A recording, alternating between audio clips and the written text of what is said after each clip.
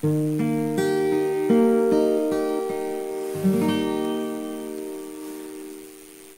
Alléluia, Alléluia, Alléluia, Alléluia, Alléluia, Ave Maria.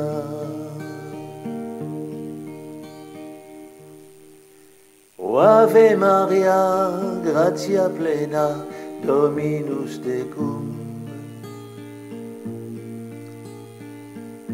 Benedicta tu in mulieribus, et benedictus fructus ventris tui, Iesus. Oh, Alléluia, Alléluia, Alléluia. Alléluia, Alléluia, Alléluia.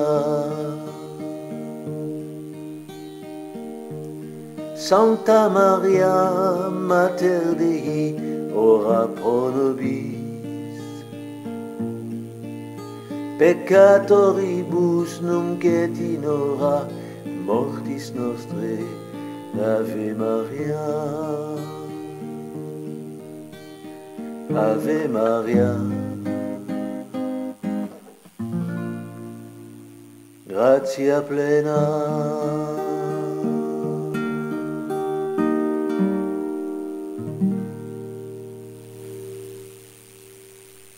Bonne nuit.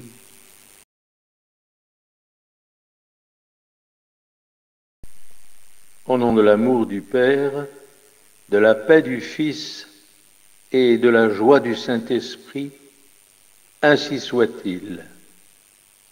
Alors, chers amis, chers tous, chers pères, chers frères et sœurs, eh bien, aujourd'hui, avant d'entamer notre conversation suivie avec Sainte Marie-Madeleine, j'aurais voulu vous faire part d'une petite mise au point personnelle sur le fait que le pape François a annulé le motu proprio du pape Benoît XVI qui permettait de continuer la messe de Saint Pie V, qui est bien sûr, les pères de la Croix Glorieuse le savent, qui est bien sûr cette messe que Dieu le Père nous a expressément demandé de poursuivre. Et toutes nos célébrations sont généralement adaptées à cette messe de Saint Pie V. Bon, bien sûr, on peut faire la messe de Saint Jean Chrysostome ou bien la messe de Saint Jacques, qui est assez demandée aussi, mais notre Père des cieux demande qu'on fasse cette messe de Saint Pie V. Et nous, Père de la Croix glorieuse et miséricordieuse du Sacré-Cœur de Jésus, nous ne pouvons pas arrêter de la faire, parce que c'est la demande expresse de notre Père du ciel à qui nous souhaitons obéir en priorité. Voilà, je voulais vous confier ce petit message. Alors maintenant, je vous renvoie bien sûr à notre conversation avec Sainte Marie-Madeleine. Amen. Alors voilà, bonjour, rebonjour bien sûr, Sainte Marie-Madeleine, et merci de nous confier si joyeusement et si précisément quelques-uns des épisodes de votre vie assez époustouflante. Alors aujourd'hui, eh bien, je sais que Jésus et sa troupe étaient arrivés à Béthanie, c'était le vendredi, mais ce n'était que le lendemain soir qu'avait lieu ce qu'on appelle le grand repas de l'onction. Alors, est-ce que vous auriez l'amabilité de nous raconter? Merci beaucoup. Oui, effectivement. Pendant la journée du samedi, chacun alla se loger où il put et se préparer pour la grande réception du soir chez Simon le lépreux.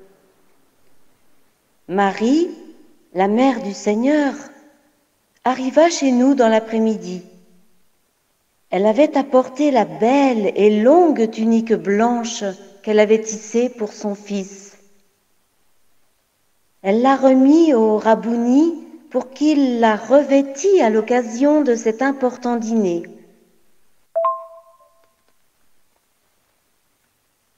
C'est cette même tunique qu'il porta au soir de son arrestation, pendant son procès, et même pour la montée au calvaire, alors qu'on l'avait chargé de sa croix.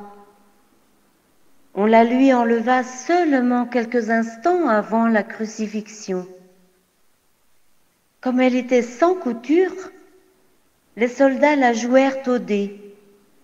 Aujourd'hui, je crois savoir qu'elle est toujours conservée dans un sanctuaire de la région parisienne. Oui, effectivement, mais cette histoire est quand même assez étonnante et peu de gens la connaissent. Mais continuons, s'il vous plaît. Il passait beaucoup de monde sur la route qui traversait Béthanie. Les pèlerins montant avec leurs agneaux pour la fête à Jérusalem. Certains d'entre eux prévinrent Marie et sa famille qu'ils avaient vu Jésus et les siens se mettre en route et qu'ils arriveraient sans doute chez eux dans la soirée. Il s'agissait du vendredi soir. Le repas de l'onction chez Simon le lépreux n'eut lieu que le lendemain soir. Alors on s'affaira pour recevoir dignement et royalement l'unique et véritable agneau de Dieu qui allait être immolé pour une Pâque universelle. La maison de Lazare était trop petite pour accueillir amis et proches qui voulaient célébrer l'arrivée de Jésus. C'est pourquoi Simon le lépreux proposa sa maison plus vaste. On dressa les tables, les nappes et les couverts. On tira le vin et on attisa les feux pour cuire les meilleurs mets. Dans 6 jours, ce serait la Pâque où l'agneau serait immolé. 6 jours seulement pour préparer un monde nouveau, une création nouvelle qui devait accueillir le nouvel Adam, Jésus, et la nouvelle Ève, son Église universelle. 6 jours pour la royauté éphémère de Jésus en ce monde. Il fallait faire vite.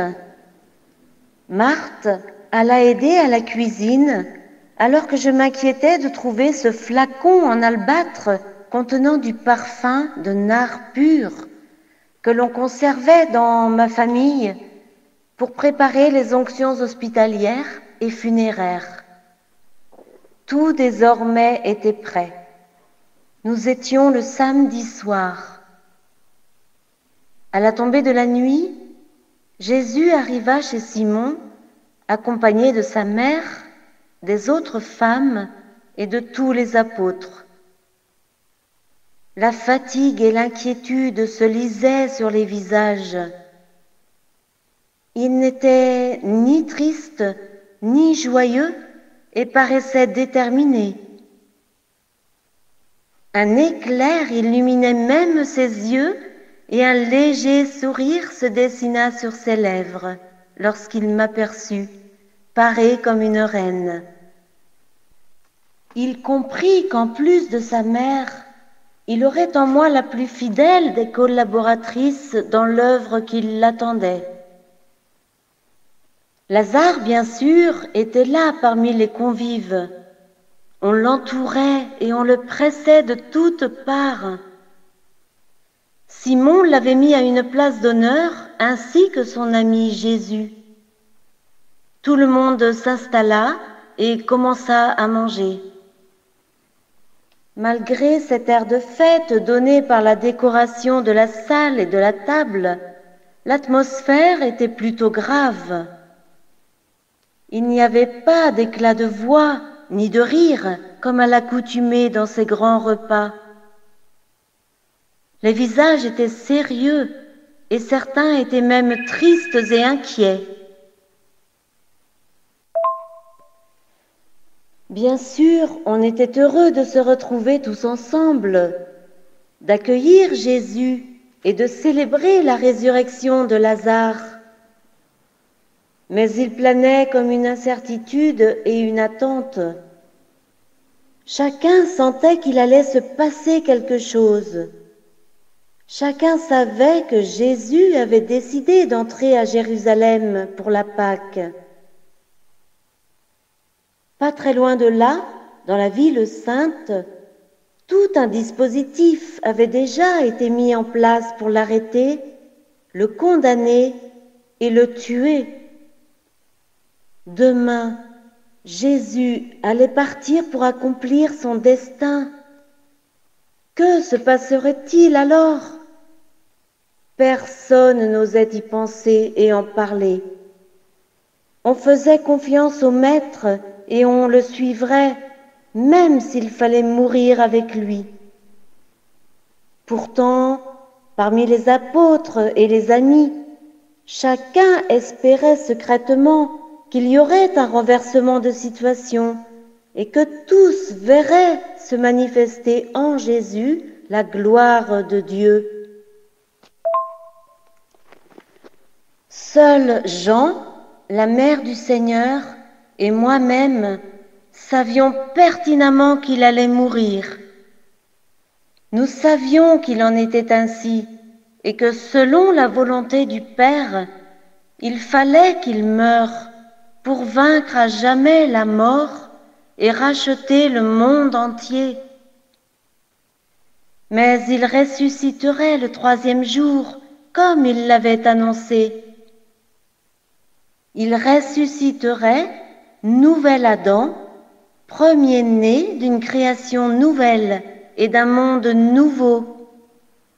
Nous le savions et nous le croyions avec confiance et certitude. La résurrection de Lazare n'était-elle pas le signe de la prochaine résurrection glorieuse du Fils de l'homme? Marthe, elle, était tout accaparée au service des tables. Chacun gardait ses propres pensées pour lui-même et tout le monde mangeait dans le calme et sans trop d'appétit. On échangeait quelques phrases banales avec ses voisins. On surveillait toutefois discrètement Jésus, s'attendant d'un moment à l'autre à ce qu'il prenne la parole pour annoncer à l'assistance quelques grandes nouvelles le concernant. Mais Jésus fit comme si de rien n'était. Il parla paisiblement avec Lazare et son hôte, Simon le lépreux. On attendait donc que Jésus se manifeste, et c'est moi qui le fis. En effet, je me levais avec une robe toute neuve que j'avais mise exprès. Je ne portais pas le voile. Au contraire, j'avais déployé ma longue chevelure. Et tous se demandaient: que signifie cela? Est-ce un signe d'arrogance, de pénitence ou de deuil? Tous les regards se portaient désormais sur moi. Quelle surprise ou quel scandale allais-je leur réserver? Je m'avançais dignement, comme pour une procession, portant entre mes mains un précieux vase d'albâtre au col effilé. Lazare et Marthe reconnurent le vase. Qu'allais-je faire? Certains parmi les convives avaient une impression de déjà-vu. je m'approchais de Jésus et je me plaçais tout derrière lui. Ayant brisé le col effilé du vase, je commençais à lui en verser le contenu sur la tête. Le parfum coulait sur ses longs cheveux, son visage, ses épaules et sa barbe. Tous avaient désormais compris. J'étais en train d'effectuer le rite du sacre royal de Jésus, à la manière du prophète Samuel sur le roi David, ou du prêtre Sadoc sur le roi Salomon. Ce n'est pourtant pas de l'huile que je versais sur la tête de Jésus, mais du parfum pur, réservé à Dieu seul, selon la loi. Par ce geste, je proclamais la divinité et la royauté de Jésus. Oui, mon Rabouni était roi, il était le Messie. Quelques cris de joie se firent entendre, mais ils s'arrêtèrent bien vite. Je n'avais pas fini mon œuvre. Je continuais à verser du parfum sur ses mains, sur tout son corps, et finalement sur ses pieds que j'essuyais avec mes longs cheveux. Ayant ainsi vidé le vase, je le laissai tomber sur le sol où il se brisa en 1000 morceaux. Plus de vase, plus de parfum.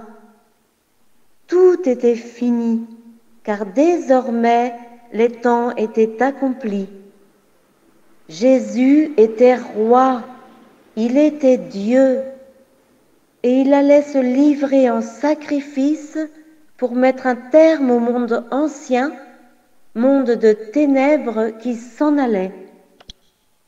Un monde nouveau devait naître, fait de lumière et de vie, pour toujours. Jean, le disciple bien-aimé et témoin de ce grand moment, nota dans son évangile que toute la maison s'emplit alors de la senteur du parfum. Tel fut le présage de la bonne odeur du Christ qui devait se répandre sur le monde entier. Présage aussi, plus immédiat, de la senteur des 32 kilos de myrrhe et d'aloès que Nicodème allait amener pour être répandu en poudre sur la pierre mortuaire de Jésus le soir de sa mort. Onction royale ou onction funéraire? Les disciples ne comprirent pas bien le geste que je venais d'accomplir. Ils pressentaient pourtant que cette onction généreuse et totale, jusqu'à la dernière goutte, ne présageait pas le meilleur pour leur maître et pour eux. Le caractère quelque peu funèbre de ce rite ne leur échappe pas. Mes cheveux dénoués en signe de deuil, le vase brisé, l'onction des pieds et des mains, et surtout la totalité du parfum répandu, remplissant toute la maison de sa senteur, comme dans une tombe. Après les quelques timides exclamations de joie du début, ce fut donc stupeur et consternation. Qu'avais-je fait? Que fallait-il comprendre? Judas, l'un des 12, avait bien compris. Pour vaincre, Jésus avait finalement choisi de se livrer entre les mains de ses ennemis. Il avait choisi la douceur et la miséricorde plutôt que la violence et le châtiment, la pauvreté et le service, plutôt que la puissance, la paix plutôt que la guerre. Judas comprit, mais il ne fut pas d'accord. En effet, tous ses espoirs de rétablir la royauté en Israël étaient déçus et anéantis. Il n'y aurait donc pas de vengeance, ni de révolution, ni de prise de pouvoir. La voie qu'il préconisait avait été écartée au bénéfice de celle que j'avais indiquée, moi, une femme. Jésus m'avait choisi au détriment de lui. Le Maître avait laissé faire ce que Judas jugeait être l'onction de la défaite. Pourquoi Jésus ne disait-il rien? Sans doute approuvait-il mon geste? Pourquoi avoir toujours prétendu être du côté des pauvres? Ne venais-je pas de gaspiller un plein flacon de parfum de nard pur? C'était véritablement scandaleux. Il y en avait au moins une livre, et Judas calcula. Cela représentait près de 300 deniers, soit l'équivalent de 300 journées de travail d'un ouvrier. Ce parfum pouvait être vendu plus de 300 deniers qui auraient pu être donnés aux pauvres. Les autres disciples, jusque-là silencieux, approuvèrent et commencèrent à me rudoyer. Mais Jésus intervint et dit : « Mais laissez-la, pourquoi la tracassez-vous? Elle a accompli une bonne œuvre sur moi. Toujours les pauvres, vous les aurez avec vous, et quand vous le voudrez. Mais vous pourrez leur faire du bien. Moi, vous ne m'aurez pas toujours. » Ces paroles du Maître n'apaisèrent pas les disciples qui continuaient à murmurer. Seul Jean se taisait et regardait avec insistance Judas le contestataire. Comment osait-il parler des pauvres, pensa-t-il, lui qui dérobait l'argent de la bourse commune qu'on lui avait confiée? Les pauvres, il n'en avait nul souci. Il les utilisait pour se mettre en valeur et chercher à en devenir le nouveau maître. Oh oui, alors que de révolutions, il est vrai, que de prises de pouvoir et de dictature allaient être instaurées plus tard au nom des pauvres. Et ceux-ci, comme le dit Jésus, nous les avons et nous les aurons toujours avec nous, en choisissant le chemin de la croix, ouvert par vous. Jésus ne libéra pas les pauvres, comme feignait de le prétendre Judas. Mieux que ça, Jésus se fit pauvre. Il devint l'un d'entre eux, pauvre parmi les pauvres, solidaire à jamais de ceux-ci. Oui, Jésus vous approuva, puisqu'il déclara : elle a fait ce qui était en son pouvoir. D'avance, elle a parfumé mon corps pour l'ensevelissement. En vérité, je vous le dis, partout où sera proclamée la bonne nouvelle, dans le monde entier, on redira aussi à sa mémoire ce qu'elle vient de faire.